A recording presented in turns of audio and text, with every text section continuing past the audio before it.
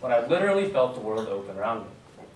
One was when I learned how to make websites, and the other was when I realized that every single thing around me, no matter how big or complicated, is just a combination of parts and pieces put together by a team of talented engineers.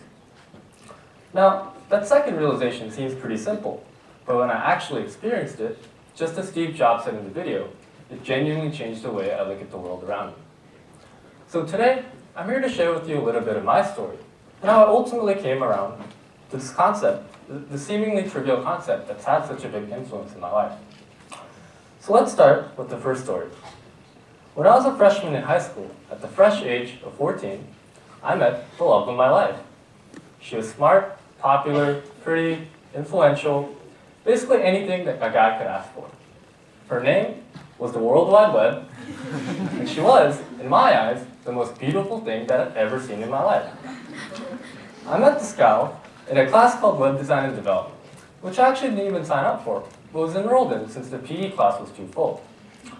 Anyways, I decided to stick around in the class, and within the first few weeks, I was hooked.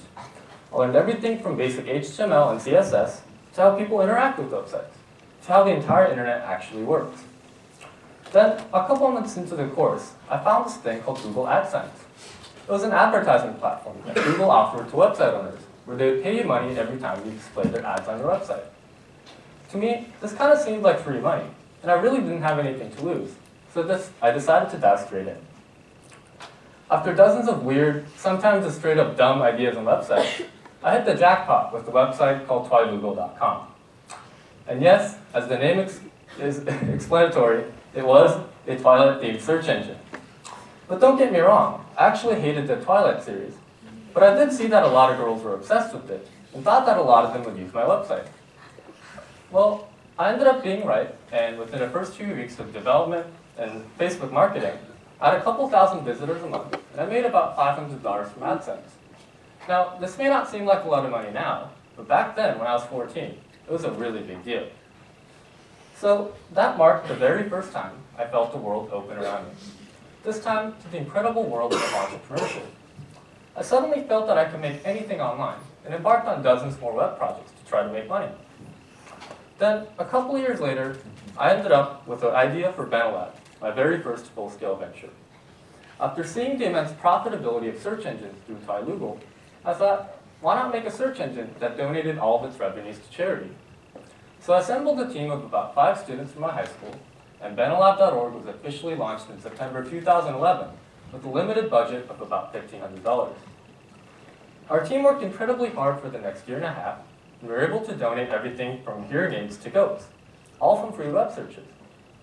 It was truly an eye-opening and rewarding journey. We were featured in over 20 local, national, and international press outlets, and had hundreds of users from all around the world supporting our cause. With Benelab, we truly had a bold vision to essentially harness the virtual realm to impact the physical one, and we totally pulled it off. Now, fast forward a little bit to this summer, in the middle of August, and that's where the second story begins.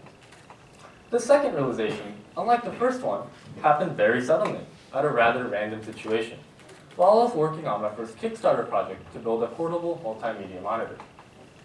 It was my first ever venture into the hardware space, so I was just learning as I went along. Then, going through all the initial phases of finding the right LCD panel, dealing with manufacturing and suppliers, and hiring the right freelance designer, I suddenly realized that all I was actually doing was just putting different parts and pieces together to create one bigger product. I mean, I wasn't even building anything from scratch. And then, an even bigger realization hit me. This was no different from any other product out there in the world. I mean, if you think about it, this clicker that I'm holding, or this iPad, or the shoes that she's wearing, or even this whole building that we're in the end, it's nothing but a combination of parts and pieces put together by a team of engineers somewhere. The epiphanies didn't stop there, though. The biggest, most profound one of them all soon followed, and it was this.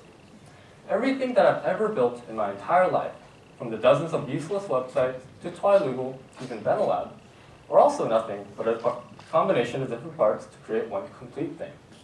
Twilugo was nothing more than a cluster of HTML tags and a couple hundred lines of CSS, hosted on a server somewhere in New Jersey.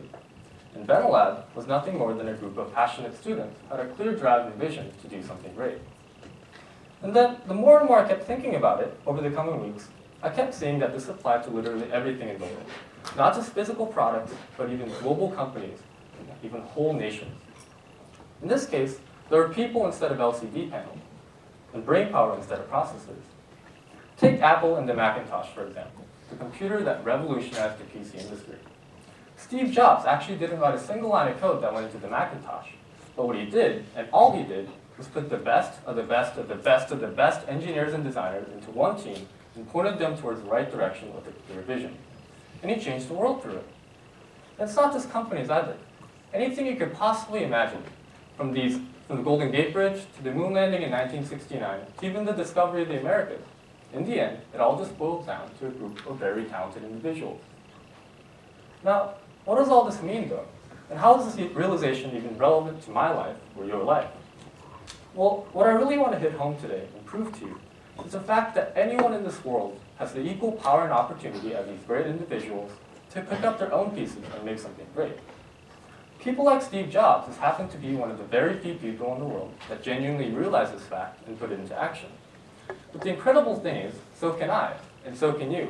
I mean, in the end, we're all just the same human beings. Now, in my case, I'm a social entrepreneur.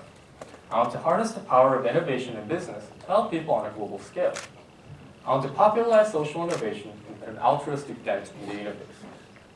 And I genuinely believe that I can do all this because I know for a fact that there are thousands of individuals in this world that are more smarter and knowledgeable than I am, and certainly more than enough brain power and capital to tackle these global problems.